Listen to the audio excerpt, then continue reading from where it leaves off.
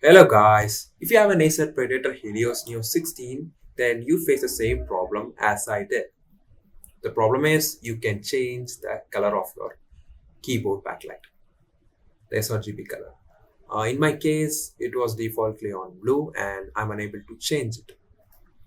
So let us see how to fix this problem. You can simply fix this problem by just going to the boot menu and exiting the boot menu. That's all. That's all needed. So you can access the boot menu by pressing the function and F12 key, which is the boot key for the Acer Predator laptops. If you can't do that, or if it's not working for you, then you should follow these steps. So let's follow this step. Just go and open your settings and go to system and open recovery and click this option, that advanced startup. So it's showing that we have to restart your device, then and you have to save your work. So if you have any things to say, then just save. Sorry guys, I clicked this option, so that is why I lost that video. So you just need to restart this and wait for your system to restart. Just focus.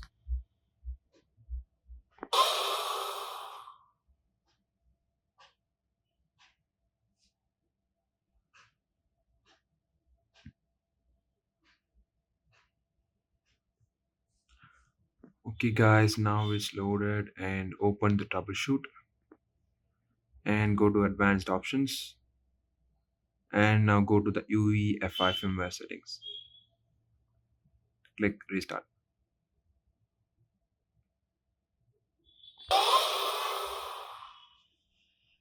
Okay, so here you can see now the boot menu option is open.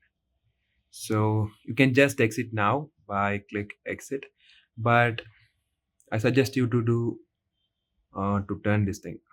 Okay, so I'll now you can see that I go to the advanced setting options and go to main, I guess. Yeah.